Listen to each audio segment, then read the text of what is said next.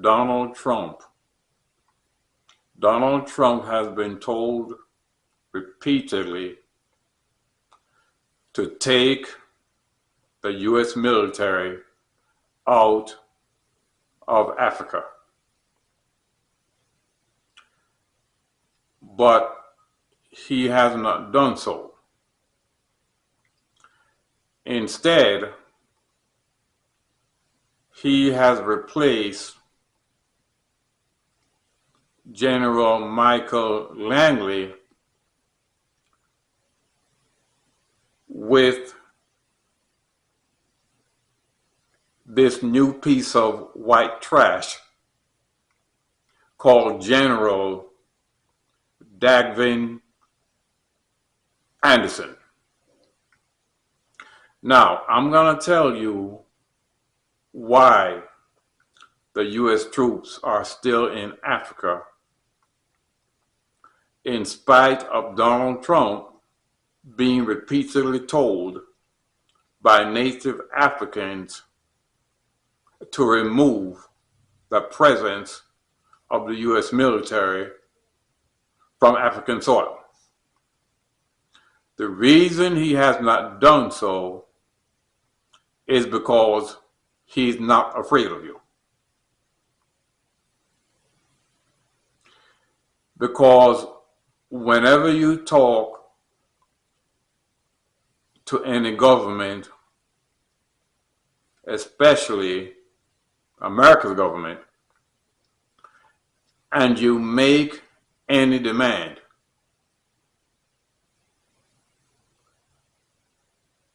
the demand needs to be met with some kind of force. If they don't do what you demand. This is how the U.S. government functions. Whenever you ask them for something or make a demand of them, it comes down to what are you going to do if they say no?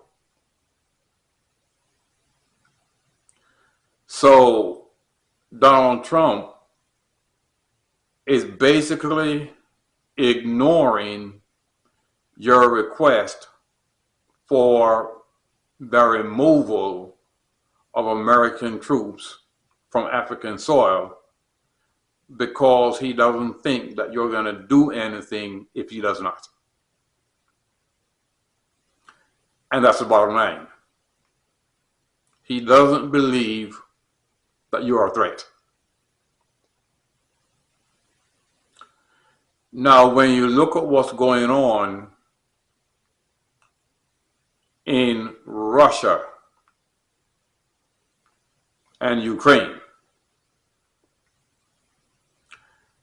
the U.S. government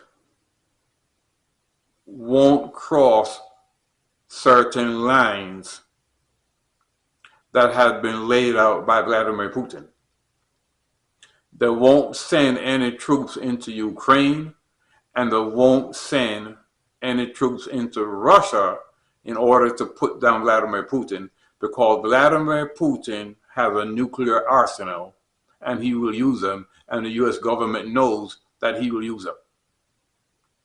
So when it comes to Vladimir Putin,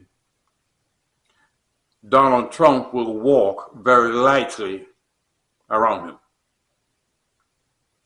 because he's afraid of him. Because Vladimir Putin has those nukes, and he knows that the White House is on Russia's targeting system.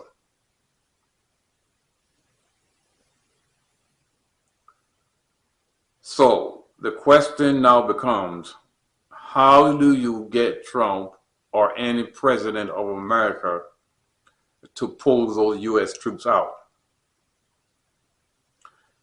You're going to have to use force.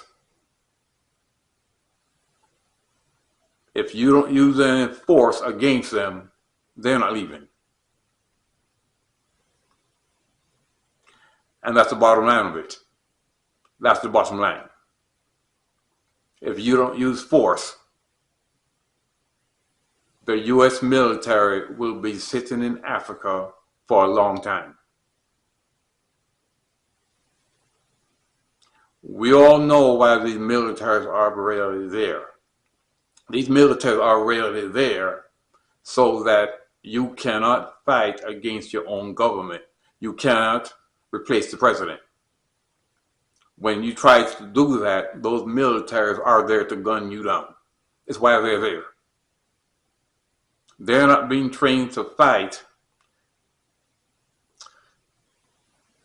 The U.S. military is not training the African people over there to fight anyone outside of the country.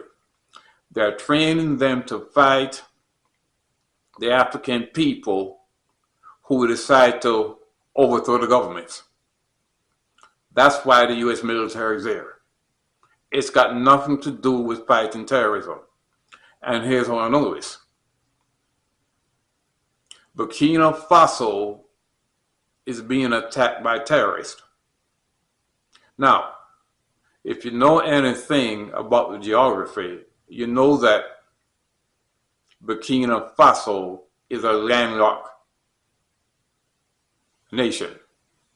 It's surrounded on all sides by other nations. So the only way the terrorists can get into Burkina Faso is to go through the nations that surround Burkina Faso. But here's the thing. The U.S. military is in all of those nations around it. With the exception of Niger and Mali, the U.S. military is in all of those nations around Burkina Faso, which means that when the terrorist comes into Burkina Faso, they have to go through the states where the U.S. military is. If they were truly there to fight terrorism, those terrorists would not be able to pass through those states where the U.S. military is. They wouldn't be able to do it. So it's clear to me that the U.S. military is not there to fight terrorism. They're there to fight you, not terrorists. So it goes back to the fact that if you want to get the U.S. military out of Africa and off of African soil, you're going to have to use force. Mixed with